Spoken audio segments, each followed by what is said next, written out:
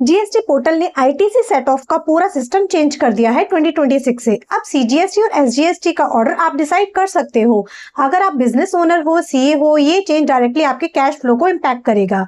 चलिए simple example से समझते हैं, वरना गलती में आप एक्स्ट्रा कैश पे करो। हेलो एवरीवन, मैं हूं सीए प्रियंका और आप देख रहे हैं सीए टैक्स टॉक्स। आज हम बात करेंगे आईटीसी सेट ऑफ रूल्स 2026 की प्रैक्टिकल एग्जाम्पल के साथ, बिना कंफ्यूजिंग। सबसे पहले बेसिक्स क्लियर कर लेते हैं। आईटीसी मतलब जो जीएसटी आपने परचेजेस पर दिया है उसको आप आउटपुट टैक्स के साथ एडजस्ट कर सकते हो। लेजर में 3 टाइप्स का आईटीसी होता है, आईजीएसटी, सीजीएसटी और एसजीएसटी, और ये यूटिलाइज होता है जीएसटीआर 3B फाइलिंग के टाइम पर। पहले क्या होता था, आईजीएसटी आईटीसी पहले यूज करना होता था मैंडेटरी, फिर सीजीएसटी और फिर एसजीएसटी।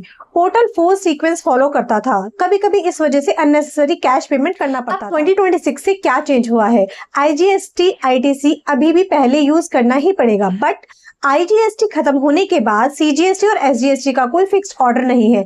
मतलब आप डिसाइड करोगे पहले सीजीएसटी यूज करना है या पहले एसजीएसटी, या दोनों मिक्स करके। ये फ्लेक्सिबिलिटी पहले नहीं थी। चलिए इसको अब एक सिंपल लैंग्वेज में एग्जांपल के साथ समझते हैं। हमारी आईजीएसटी की लायबिलिटी 1 लाख है, सीजीएसटी की 30,000 है और एसजीएसटी की 30,000 है।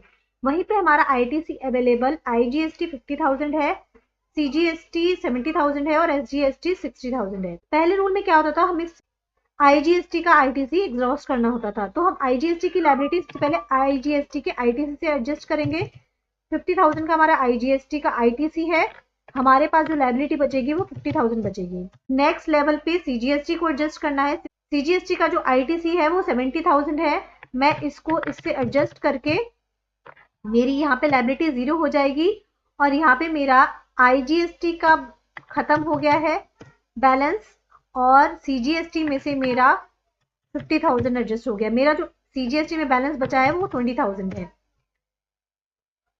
और अब नेक्स्ट सीजीएसटी का लायबिलिटी मैं पे करूंगी, उसमें से मेरा जो 20,000 अवेलेबल बचा है उसमें से करूंगी, और ये जो 10,000 बचा है इसको मुझे कैश में पे करना पड़ेगा। कैश में पे करूंगी मैं इसको, और जो मेरी एसजीएसटी की लायबिलिटी है उसको मैं अपने एसजीएसटी के आईटीसी से एडजस्ट कर लूंगी 30,000, और यहाँ पे मेरी लायबिलिटी 0 हो जाएगी। यहाँ पे मेरा एसजीएसटी का बैलेंस बच जाएगा 30,000। तो यहाँ पे मैंने एक्स्ट्रा कैश फ्लो पे किया, सीजीएसटी में 10,000 का कैश पे करा है। तो अब समझ लेते हैं इसको, अगर मैं न्यू रूल के अकॉर्डिंग सेट ऑफ करूंगी तो क्या मेरे को कैश पे करना पड़ेगा या नहीं पड़ेगा। अब आईजीएसटी की लायबिलिटी है, मैंने इसको एडजस्ट कर दिया आईजीएसटी के आईटीसी के साथ, यहाँ पे आया 50,000। अब नेक्स्ट मुझे क्या एडजस्ट करना है, मैं अब यहाँ पे सीजीएसटी का आईटीसी भी यूज कर सकती हूँ और एसजीएसटी का आईटीसी भी यूज कर सकती हूँ।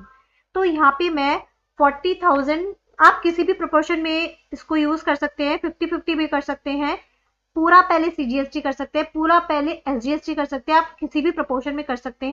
मैं इसमें सपोज 40,000 सीजीएसटी का आईटीसी यूज कर रही हूँ और बाकी का जो बैलेंस है 10,000 वो मैं एसजीएसटी का कर रही हूँ। यहाँ पे मेरी लायबिलिटी आ गई 0।